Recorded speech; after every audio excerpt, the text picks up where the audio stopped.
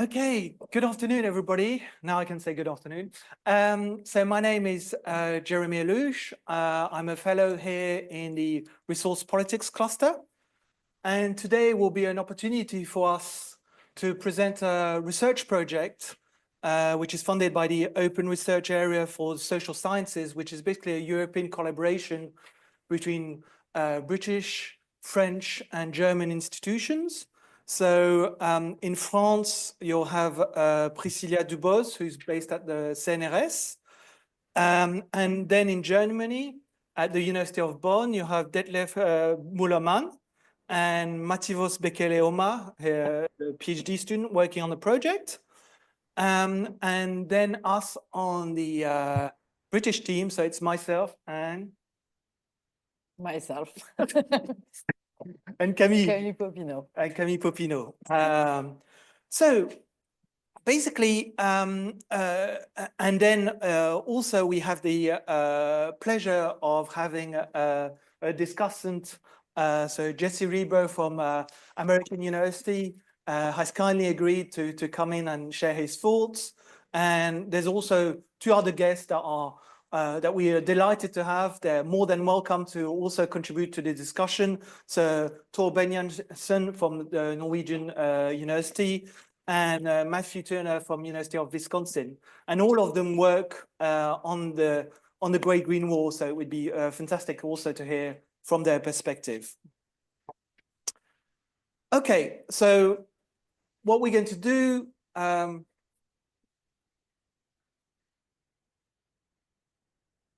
sorting out a little technical thing.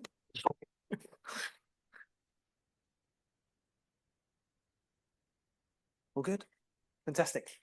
So today we're just going to present our project. Basically, for those that don't know, just explaining to you what is the Great Green Wall Initiative. So I'm going to take care of that. Then we're going to explain a bit more about the sort of research design and concept of our project. So Detlef will do that.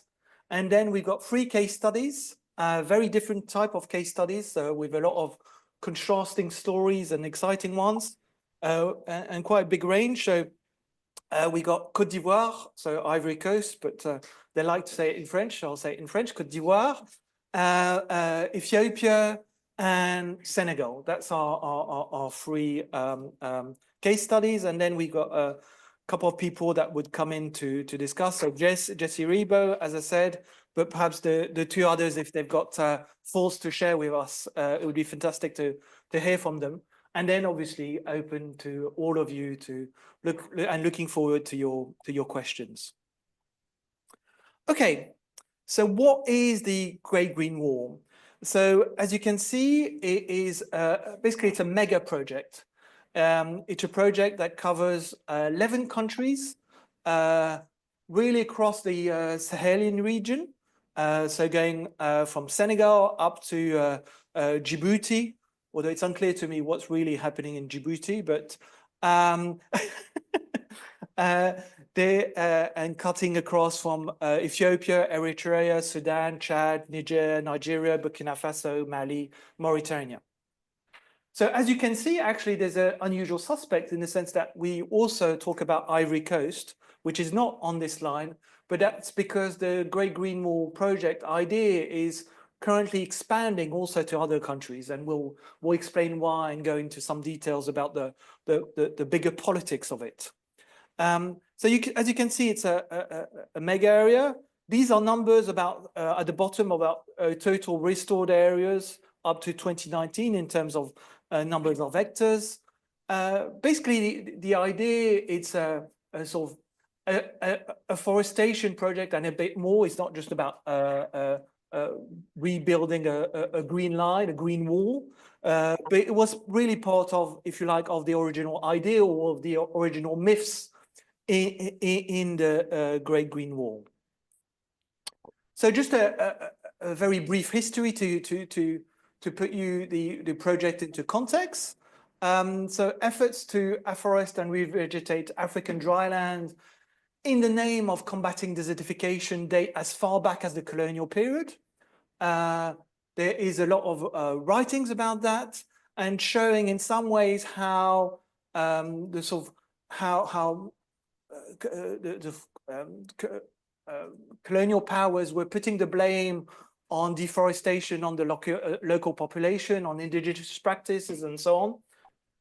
We have seen that the science has much more has advanced and has obviously disputed some of these claims, showing that actually the rate of desertification is much more linked to the El Nino phenomenon and climate change rather than just local practices per se. So the science is much more complex than just the sort of local destruction of the forest as the colonial narrative was going. So fast forward in 2005, where really the idea of a Pan-African Great Green Wall was resurrected by the then president of Nigeria at the 7th summit of the leaders and head of state of the community of the Sahel state, which is a very interesting organization, but I don't have time to sort of explain it to you in detail. We can come back in the question and answers about this. And the initiative was very strongly supported by the former president of Senegal, Abdoulaye Wade. And you'll see that the Great Green Wall idea is very much sort of omnipresent and discussed in Senegal compared to sort of many other countries.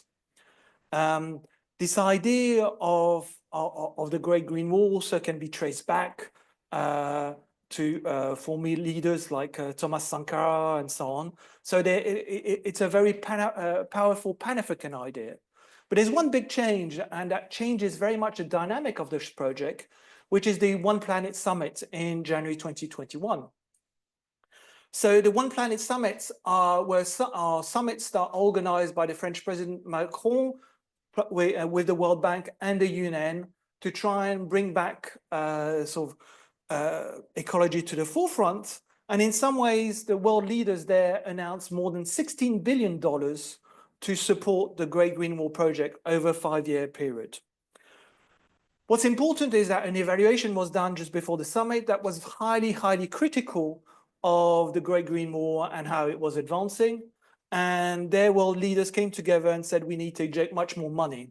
There was even more commitments that were done after the One Planet Summit, at further COP summits, and also philanthropists like Jeff Bezos also announced another $1 billion on top.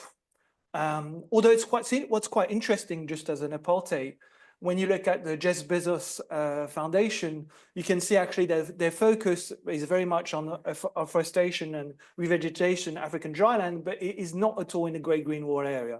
It's mostly in Eastern Africa, which will come back to, in some ways, this problematic of what is the Great Green Wall, what its meaning, which geographical area does it cover, and so on.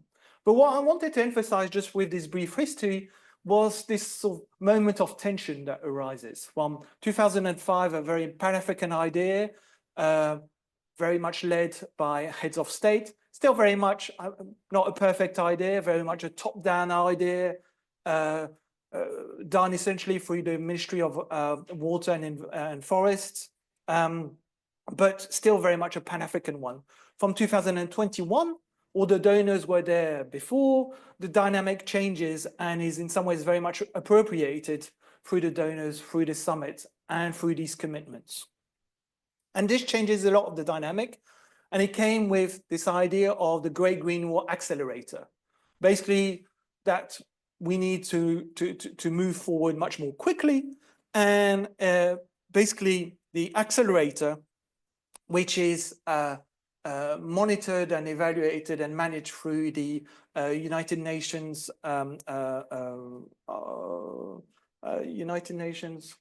CCD, Combat for Desertification. I forgot the acronym, sorry. That sort of manages the accelerator, at least in terms of monitoring and evaluation, came up with 3 objectives. The first one, which is the sort of traditional objective, which is restoring 100,000 million hectares of degraded land. The second, which is very much a new one, which is around carbon sequestration. It aims to sequester 250 million tons of carbon back to land. And the third one is to create 10 million green jobs in rural areas. These numbers are huge.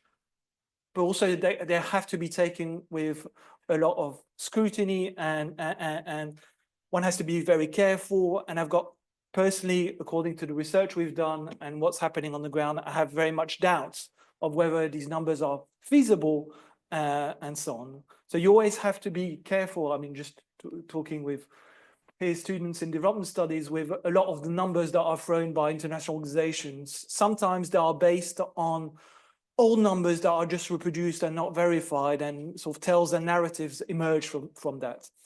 So I believe that in terms of these three numbers, they should be taken with immense caution. And I think we're going to cover that in the presentation. Okay, I'll stop there and pass the floor now to Detlef, that will go through some of the key terms and sort of conceptual framework of our project. Hello, everyone. Good to see you again. So Tor and Jesse, we met just recently at the Pollen conference, and we also presented something a little bit in the direction of what we're talking about now. Matthias and me just returned from the field, so we've just been to Tigray to do the first major part of our fieldwork, and Matthias is returning there on Thursday.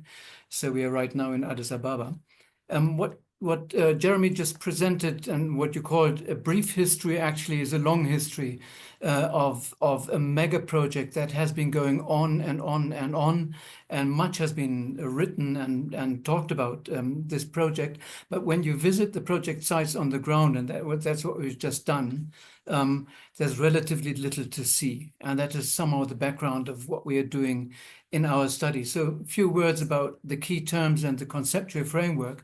The key term we are using, and that expresses the slightly different angle of our perspective of how we are looking at the Great Green Wall. We are not that much studying project activities, but rather what we would call an imaginaire, a project that exists in policy circles in Brussels or in the African Union offices here in Addis Ababa. But when you go to the field, it's very difficult to say what exactly is the Great Green Wall. You don't see the limits of the wall, and very often you don't even see what's actually happening there. So this is the key interest we have in our study, looking at the Great Green Wall as something that is presented as a green fix, so technologies and development implementation as a solution to a very nebulous problem, the myth of desertification. And the big question is why, after 15 years of more or less non-performance, this project is still there. So what explains the persistence of this policy idea? The background, the conceptual background here on the right is political ecology, political forests, which we try to supplement with a complementary concept of political trees. Then we're interested in policy mobilities and science and technology studies. Next one, please. Jeremy. The next slide, please.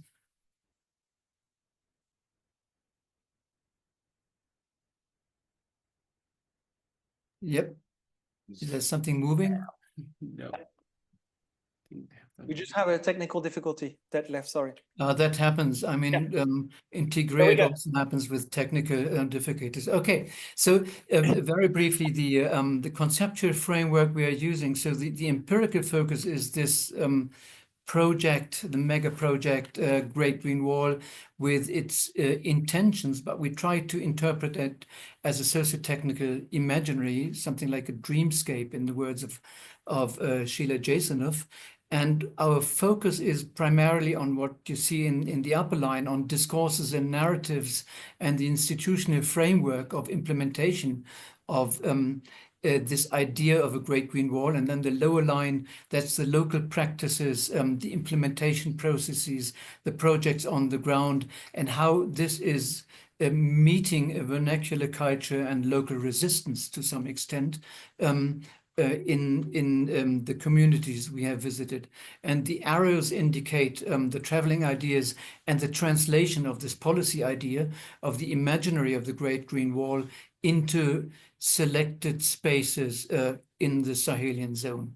Next one. The tricky thing about this, and now we come to the case of Ethiopia, before I hand over to Matthias, is that in the Ethiopian term, well, in the terminology, one makes a distinction between reforestation, which is the restoration of formerly already forested land, which in Ethiopia is almost exclusively state land, and then afforestation, which is tree planting on communal grazing land and private agricultural land. And what makes the whole thing so sensitive, and that's the background to our study in Ethiopia, is that this distinction in the Ethiopian case is very blurred. You don't see that very openly and clearly. Where is the boundary between state land, communal land, and private land? And for that reason, also the distinction between reforestation and afforestation is blurred. Reforestation, however, reforestation activities always claim this land to be state land. And that makes the whole thing an extremely hot issue, because the problem is not so much landscape restoration and planting trees, but the problem is who owns the land and who risks to lose the land if this land is planted or restored under a government-owned or government-led reforestation program. So that means that the Great Green Wall project in Ethiopia is trapped in a number of unresolved conflicts. And here I hand over to Matthias to explain the local background of our case study in Tigray.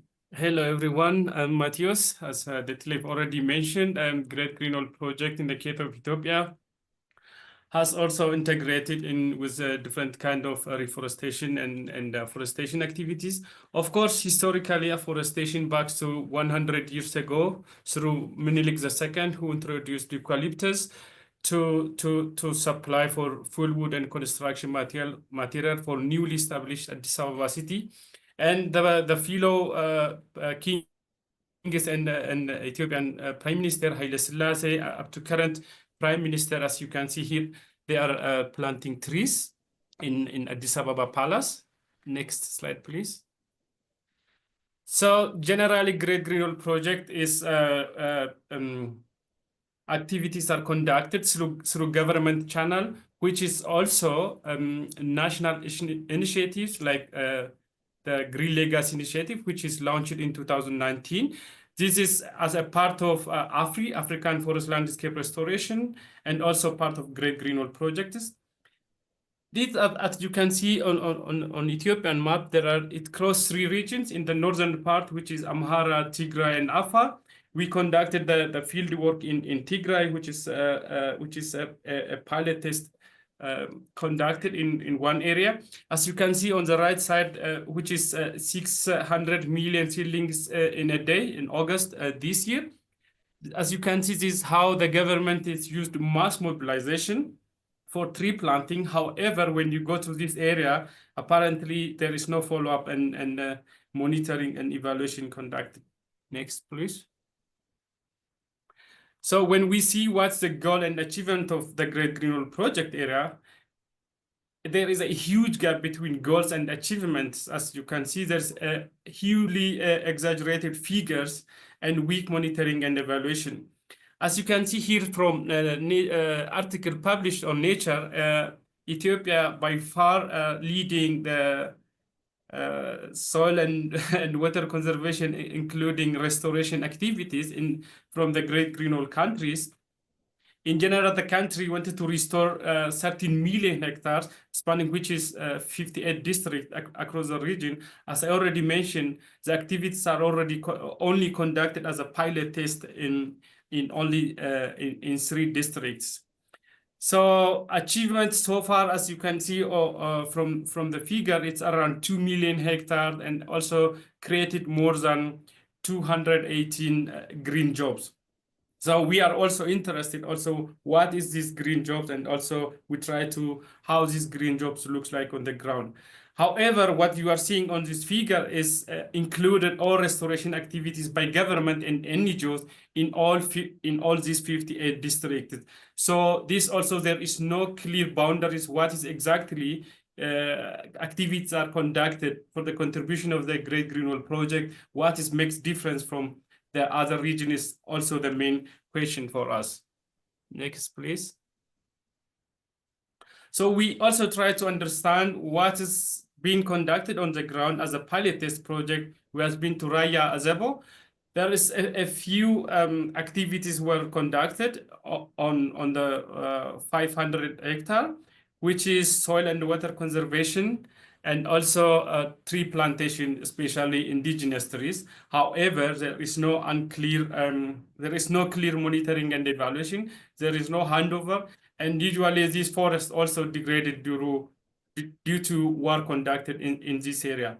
So for us, Great Green Wall Project is a kind of imaginary, or it's a bluff? This is our question. Thank you very much. Okay, now we'll move to Priscilla that will talk about the case of Senegal. Priscilla, the floor is yours. Thank you, Jeremy. Senegal's Great Green Wall stretches across 3 regions, from Léona in the west to Bélé on the border with Mali in the east.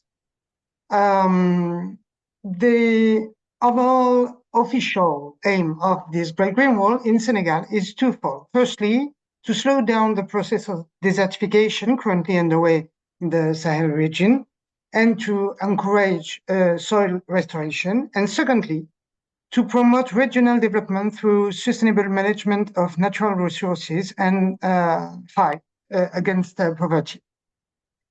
Having evolved over the course of its existence, this project, which initially focused on ecological restoration, has become a multi-scalar project, including the creation of income-generating agro-silvopastoral activities to meet the needs of the local population. This is why in Senegal today, annual reforestation campaigns often include local woody species such as Balanites aegyptiaca or Acacia senegal, which are used by local people for a wide range of purposes, including traditional medicine, food, construction, energy, and handicraft. These reforestation campaigns carried out during the rainy season to increase the young plants' chances of survival are obviously dependent on local climatic conditions, which give the trees very, very little chance of growth. Next, please. Since the start of operations in Senegal, more than 25 million seedlings have been raised in nurseries along the Great Green Wall, and more than 57,000 hectares have been planted or replanted. The survival rates of the various species are currently being studied, but it's a safe bet that these rates are not excessively high, mainly because of the very low rainfall in recent years. And so in parallel with these actions, the Great Green Wall Agency in Senegal is initiating actions aimed at the local population. The first of these, set up in 2010, were the multipurpose gardens, which enabled groups of women to grow fruits and vegetables locally so that they could both eat them and sell them. Other initiatives, such as the sale of the straw from the protected plots during the period de soudure, enable the livestock farmers who live in these areas to feed their herd when resources are scarce, and eventually to sell the surplus at the local market.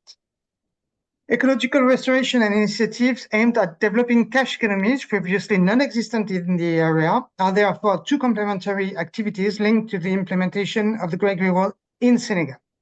In reality, what we observe today as researchers in the field is less the effectiveness of ecological restoration operations, apart from a few specific plots like Collier Alpha, than the effectiveness of related initiatives of the Great Green Wall and their effects on the geographical opening of the area. Thus, all the actions carried out and or associated with the Great Green Wall have allowed the circulation of populations, products, and even ideas in a Sahel that was previously perceived as cut off from the rest of the country.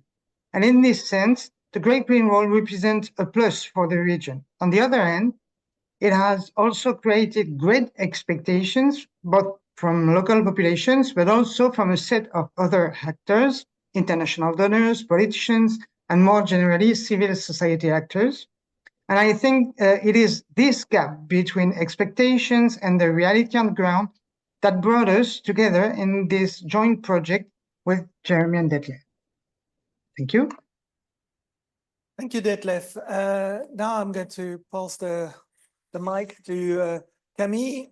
So Camille started her postdoc here in September. So she's French speaking, so a bit nervous for speaking English. So please encourage her. But everything will be fine, Camille. Go ahead. Okay, so I will present quickly the Ivorian case, who is, like, as Jeremy said, quite unusual compared with the others, because the route of the Great Green Wall doesn't run through it. So why work on it then? There is two reasons for this. First, the Ivorian government's willingness to take part of it. And then there is a small green wall project in Ivory Coast existing since 2013. And this project was initiated from below using the Great Green Wall label and could ultimately benefit from transnational Great Green Wall funding. So I will start by talking about the Ivorian context to explain why, to explain Ivory Coast's desire to take part of in the Great Green Wall. And then I'll come back quickly to the local Green Wall project.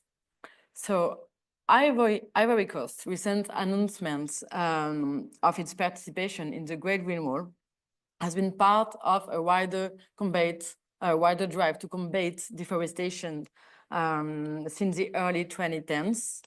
This policy is a result of a specific context because international studies has warned of deforestation in Ivory Coast, with the country having lost 80% of its forest cover since 1960.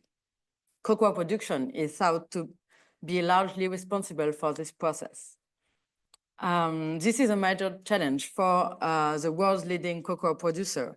The export economy has to be reconciled with new environmental objectives. This explains why, since 2017, the Ivorian government has put the issue of deforestation on the political agenda.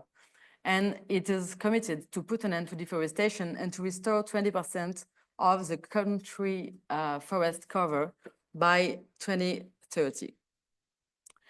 International donors support Ivory Coast's environmental policy.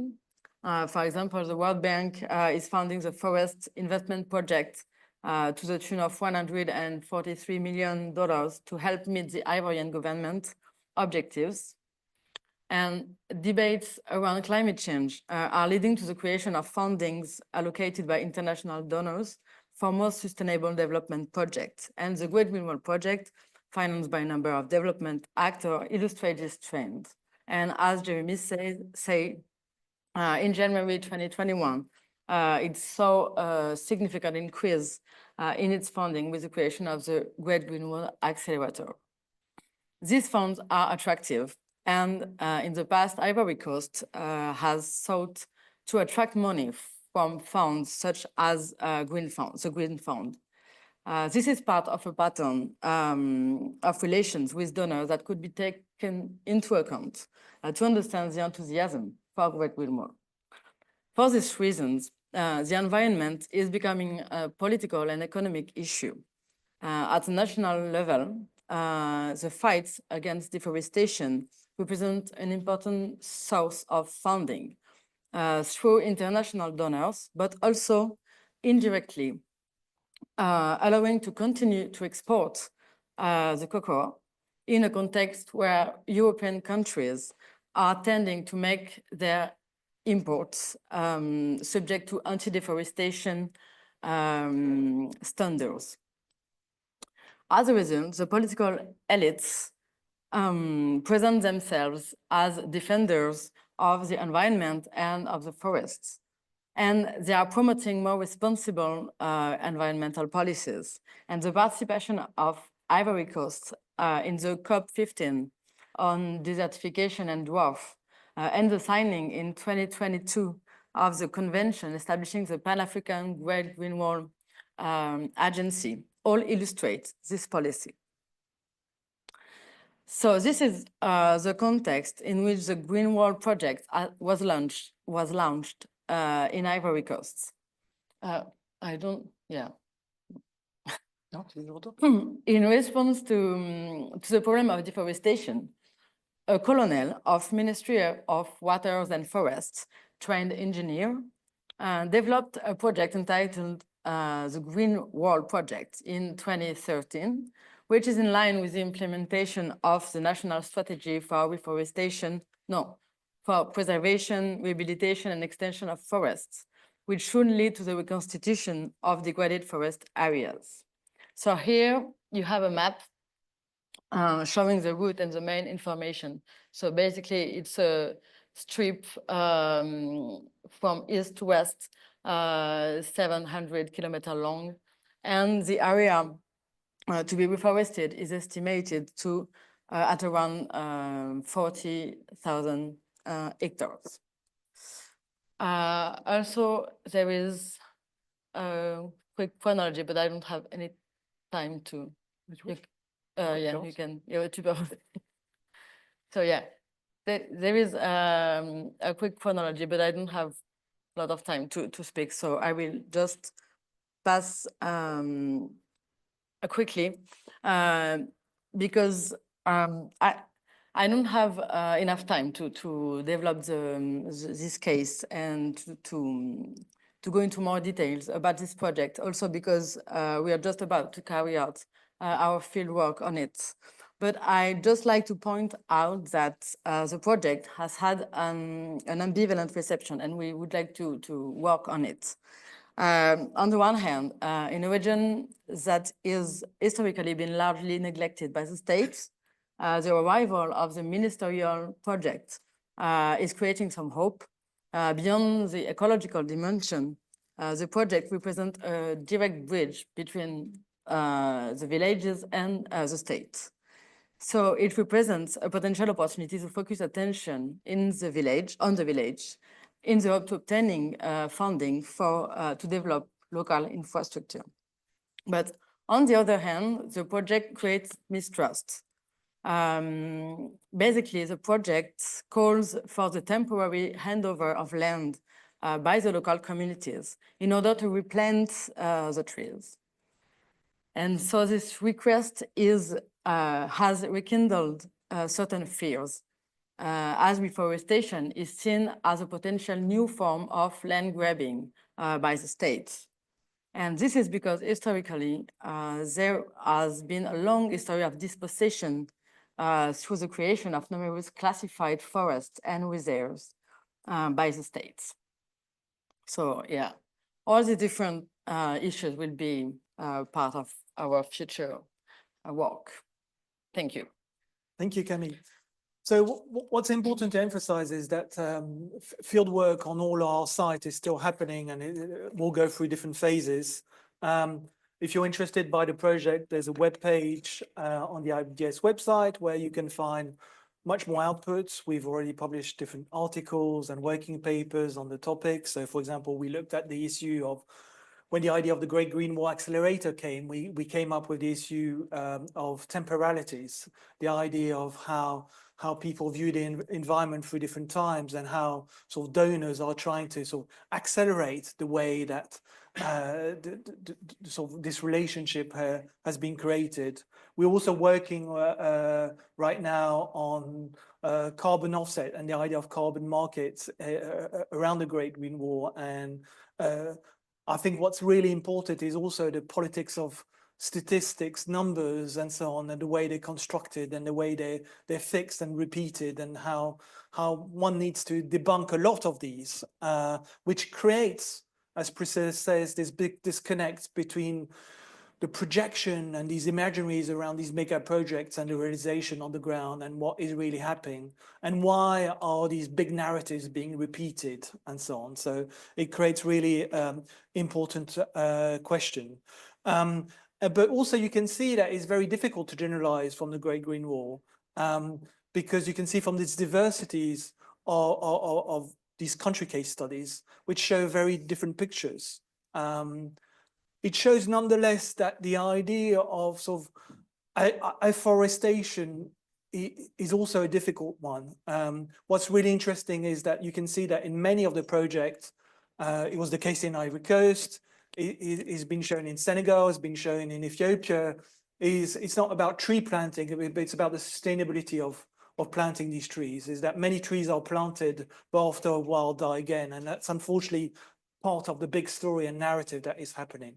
Also, what's really interesting and fascinating is this idea of, it's not a wall anymore, but you can see that it's designed as this little strip. This strip, what is this imaginary of creating little strip of forest that will change something? Is quite fascinating in my view. So anyway, there's quite a lot of questions to discuss, but we also have the pleasure of having other experts that have worked on the Great Green Wall. So Jesse Reber, who's currently in Dakar and is looking at the Great Green Wall. We've also got Matthew Turner, who has worked in other regions, and also Tor, who's worked in Mali and so on. So there's a lot of different perspectives. So Jesse, do you want to start with just sharing a few thoughts, if you don't mind? Sure. Thanks, Jeremy, and thanks, Camila and Patricia and Detlef for the presentations. The word expert does not fit me, not in pretty much any domain, but certainly not on the Great Green Wall. It's very hard to get your mind around what this Great Green Wall is. And I guess, so I didn't prepare anything because I wanted to listen and react. Yeah. I've been looking at the wall in the last month on and off, but it's not an easy wall to see. It's kind of a strange beast. And in a way, your word imaginary, I'm not quite sure that I would go with it, but imaginary, I was thinking, comes from staring at a wall. You begin to imaginary things, but it's a strange wall because it's actually mostly invisible. It's very hard to see, and that is partly due to something you mentioned, lack of monitoring and evaluation, right? The lack of monitoring and evaluation, even in this 2023 evaluation report by the United Nations, I don't know if you've read the report, but it was kind of shocking to me because the executive summary sounds good. Sounds like things are happening, and every little section says, we couldn't find anything. We couldn't find anything. There was nothing, no outcome, nothing. It was very sort of stunningly empty. But having gone out there with Priscilla just a few weeks ago, there's a lot of impressive work going on and clearly a lot of people engaged. And so I think this has to be broken down into a lot of pieces. And I want to just say that I would encourage a simplifying of what you're doing from starting with imaginary. I wouldn't do that. I would start with exactly the really concrete physical and biophysical phenomena like tree planting, which was described to us as something that was being done, that the trees weren't surviving, that there was no follow-up, but that's very different from the gardening. The gardening is clearly there. There are 45 gardens. There are women involved and active and the like. So I think from each of these phenomena, you'll find that you have to explain why it is working as expected, not quite as expected, or not working, and then why it is being, in the cases where it's not working, reproduced again and again without stop. And there were descriptions of this by people we interviewed, like the guy who was the driver in WeDo for this project from its beginning. He said under Matarsise, the first director, there was serious follow-up. They built fences. Now they don't maintain the fences, and people don't really want to plant because they know that it isn't going to survive. So they plant and, you know, things are not followed up. They don't water them. They don't have fences, so the animals come in and the trees simply aren't surviving. But they'll describe it as things like, well, foresters have their practices, and this is what they do, tree planting. Now, why the trees aren't surviving may in fact be exactly that there isn't enough follow-up. It may also be this question that comes up in the Ivory Coast of making claims on land. I was out in Makakuli Bantang in 1994, a small village area. The Forest Service had come out and planted trees along the road going out to the village. The next day, the Forest Service came back and every single tree along the road was replanted, roots in the air. Okay? I mean, like 300 trees, it's a lot of work. And the villagers, when I spoke to them, said, we're not going to let them plant trees. Trees are symbolic of claiming land. So to what degree are the tree issues that are happening simply the biophysical impossibility of them surviving without a lot of labor and protection that isn't worth it for people? To what degree is it about land struggles? These things just have to be unpacked. And I was thinking about these words like imaginary, theater. There's a lot of imaginary, but imaginary comes when the concrete, real kinds of things or the performances are not seen. So we do have to explain the lack of monitoring and evaluation that's stunning. But even going further back, the first meeting on the Great Green Wall that I was aware of was in about 2005 in Dakar. It was a bunch of foresters and biologists. And somewhere in a box, I have the collection of papers from that meeting. Who knows if I could ever find them? But what I remember when I spoke to the people who came out of it was every single biological scientist said, this is not possible. Period. These trees won't survive. And the next thing you knew was this was funded. Get out of here, crow. Sorry. A magpie. So I think that this is a great timely project. I would say stay away from the high abstractions and get down to the concrete, because the abstractions, I think, will emerge from that concrete reality and knowing why people follow the discourse, whether or not they believe the discourse when they follow it and repeat it. Are they becoming, green wall subjects? Are they simply doing this as theater because they want to please donors that keep goods coming in? That's going to take a deep sort of steeping in place. And I don't know how else to get at this, but the statistics are going to matter too. And they must be there, but the evaluations that I've seen are pretty slim. Now, I mean, there are many more aspects of this that I can get into, but I don't think I need to. I think that the word that I think of with this is muraille is important. It is a wall. What is it hiding and what is it keeping in and out? And it's hiding a lot because it becomes this capacious ideal that can absorb a lot of money. And it's made an ideal in the name of a number of narratives that are, it's a wall against deforestation. It's a wall against jihadism. It's a wall against hunger.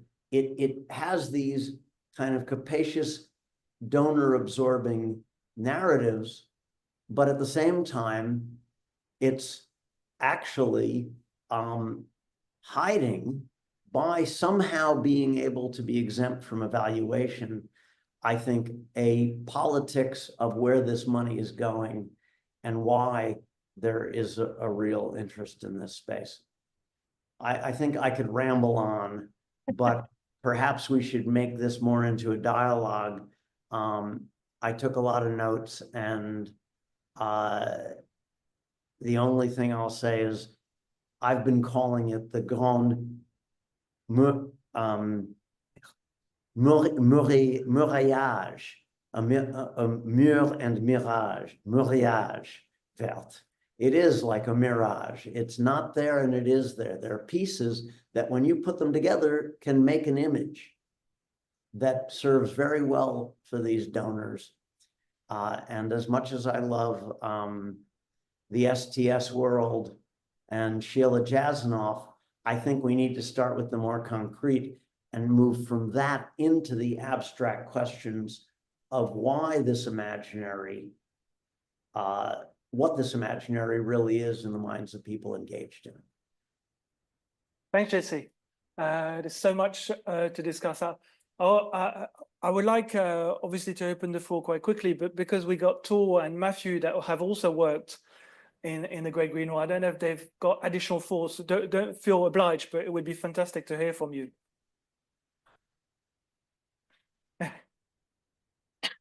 Tor? Yeah, well, I can start. I'm a bit low on energy, so I won't be long, but I'm definitely not an expert on the Great Green Wall.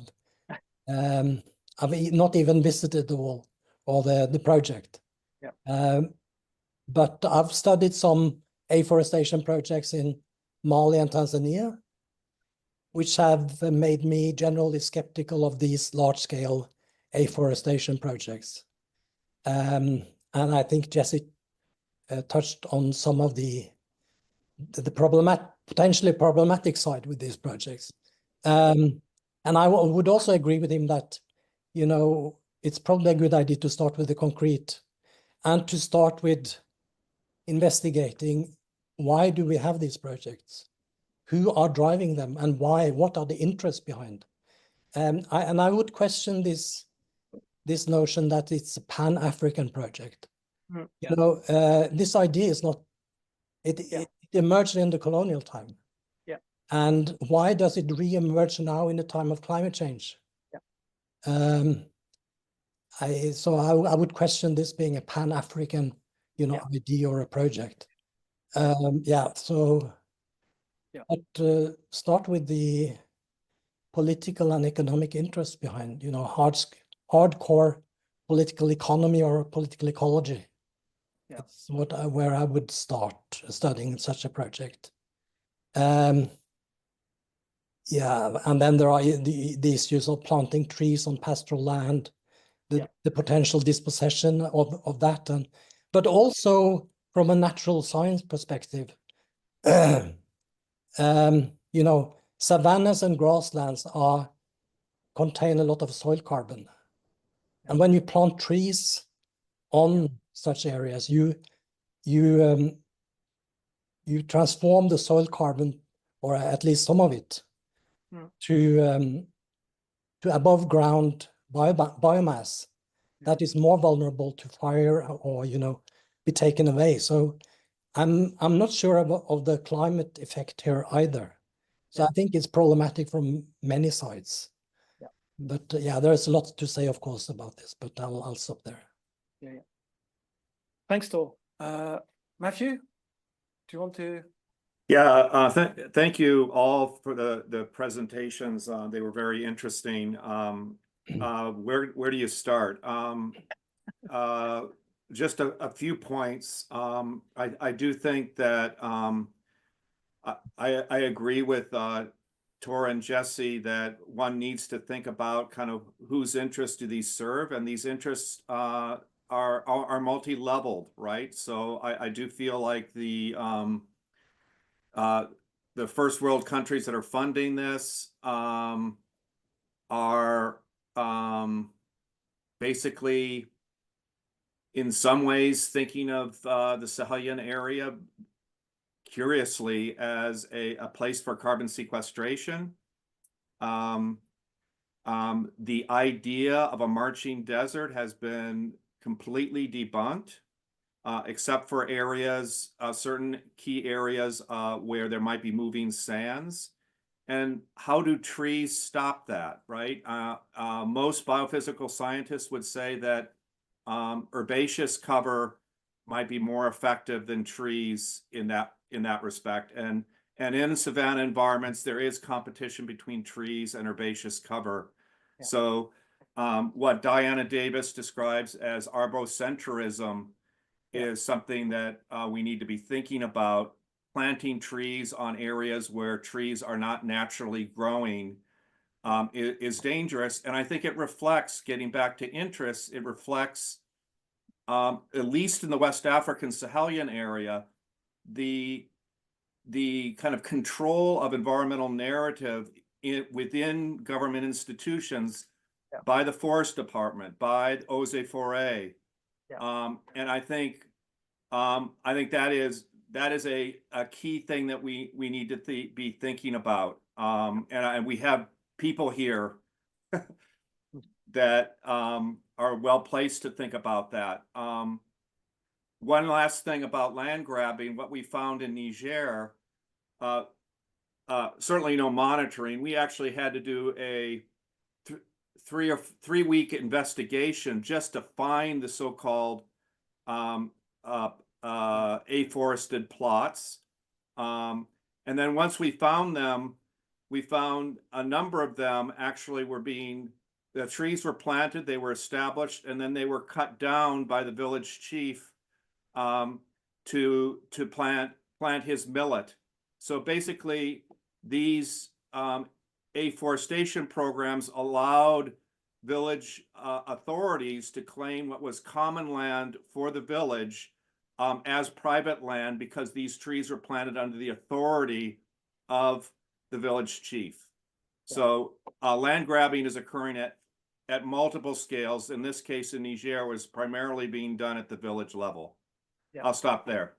Yeah, thanks a lot. I mean, there's so much to discuss, but I'd like to open it to everybody here just for questions, comments, anything. Just please don't be shy to ask to anybody here.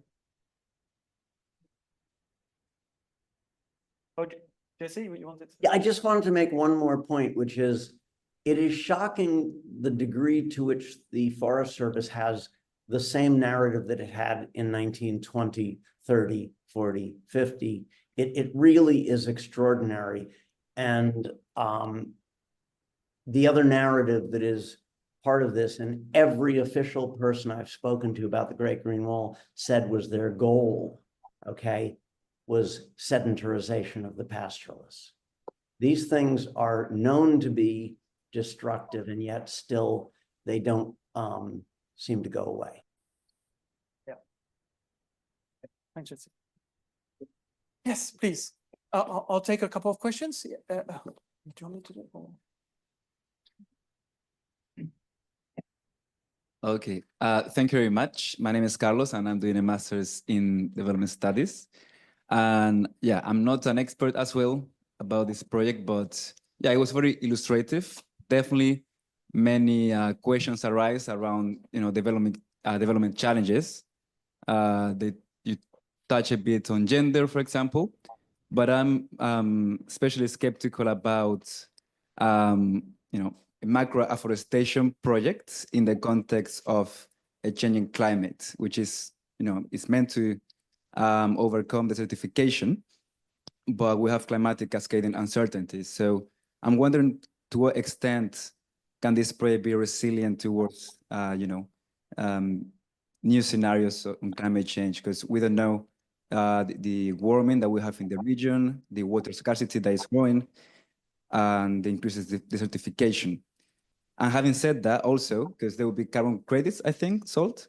So if climate change will be affecting the region, and there are already trees dying because lack of monitoring and evaluation processes. If we sell carbon credits of a project that might or might not work that well, wouldn't that be a speculative exercise in the name of mitigating climate change? Thank you. Thank you. Good question. Some hands. Thank you. Hi, my name is Deep. I was in the last batch of MA Development Studies. My question is simply, is anyone doing anything about the land grabbing problem? Are there any solutions? Is anything being done to communicate with the villagers, set up some incentive schemes? What's the way forward once this problem's been identified? That's all I want to know. Okay. Well, it's a great project. Hi, I'm Lila. Nice to see Tour there and also Jesse. And it's been really interesting to hear about your work. I just had two questions. One is, I really agree that it's good to get on the ground and understand the practices, but are you also looking at some of the flows of money and finance, for example, and where they're going? Like, where's all this money going? That's the first question. Like, I only know Tigray. I don't know any of the other countries. I've been to Tigray a few times. There's been a major war, genocide. And, you know, what has all this meant in that context too? And interestingly, in Tigray, there's been some studies by Jan Nielsen and others that show that despite the war, you know, that care on the ground of people surviving, they still managed to survive. But so what does all these trees mean when we know that these trees don't work, you know, all over the world with the afforestation, reforestation programs? And also it would mean engaging maybe with some of the biophysical differences, like whether it's savanna, agropastoral, et cetera. You know, what are the conditions under which these work or not? Mostly they don't, but when they do, I think it may be good to also look at the actual biophysical element and also the links with different users, agropastoralists, pastoralists, et cetera. Yes. Thank you for the talk. It may not be very closely related to the question. I'm just a little bit curious. So apart from the approaches from different disciplines, different perspectives, I'm just wondering whether there's any room for instance, law regulation policy. How about the driving force from even not hard law from national approaches, as you mentioned, from different African countries, Western Africa, or maybe from soft law, for instance, like from Africa 2063 or some other initiatives. So I just wondering, anybody could clarify a little bit such driving force from a law regulation policy, soft and hard. So thank you. Do you want to say something, James? Of course you could. Thank you. It's James Fairhead here. Hi, Tor, and hi, Jesse. I'm not sure you can see me, but there you go. It's lovely to see you. Yeah, it's so depressing. This Great Green Wall. That's my. But because these are some of the poorest parts of West Africa, and they're being used in many ways by somebody to make a lot of money. I think. So it seems to be a sort of almost anti-development thing going on, in my view. And sometimes the idea of security is drawn on. Is this a wall that is about the forging of security? And sometimes, of course, it's about migration. That's the other thing people build walls for, is to sort of, you know, stop migration and the imaginary around that, which was there in that film, The Great Green Wall, which was a very curious film of ventriloquism. But I think what we might be finding is not anti-development simply, but also anti-security, because I think that the presentation was showing that people are being sold hope through the Great Green Wall. There is a sense in which, in a couple of places, you know, people are waiting for something to happen, and all they're seeing are dead trees. You know, all of these billions of pounds from France and from Europe, all invested in dead trees. What kind of political message is coming there from around the world? What kind of politics will the outcome be? Will it be one creating security, or will it be one creating cynicism and disrespect of global governance and all that is part of it? Thank you, James. So what I suggest is that I'll start with people online if they want to to just respond to some of the question of the audience or some of the question that were raised by our discussants. So Detlef, do you want to start? I saw Yeah, your we take the opportunity that we are back Yeah. on the internet again. Sorry, we are having occasional problems with electricity and the internet. So concerning the general critique I heard from Jesse, Tor, and not so much from Matt, was on this concept of the imaginaire. I would like to defend our original concept because there's something we didn't talk about much. There is a vision behind this project, and this vision is sold. I connect that to this last point.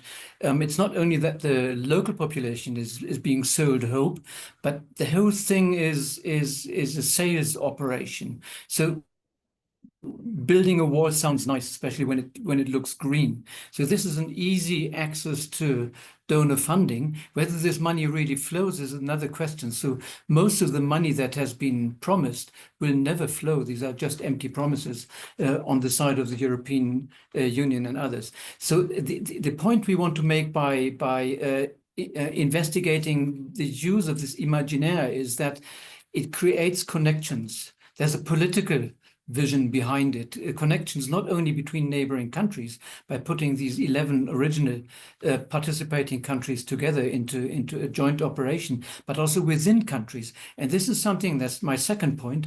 Ethiopia is probably an exception from what we're observing in the French-speaking part of the Great Green Wall, because Ethiopia is struggling with connections within the country. So they don't care that much with connections to Sudan, or, I mean, there's no connection to Eritrea on the other side, but within the regional states. And what we're observing is that this vision or imaginaire of the Great Green Wall is actually used in political discourse within Ethiopia, in Addis Ababa, to try to create some sort of connection across boundaries between neighboring regional states. So far, this has been a complete failure. It doesn't work due to the political problems. And unfortunately, James, I only got this very last point about people being sold hope. Yes, definitely, that's happening. My question would be, sometimes it may be good to sell hope. So to give people some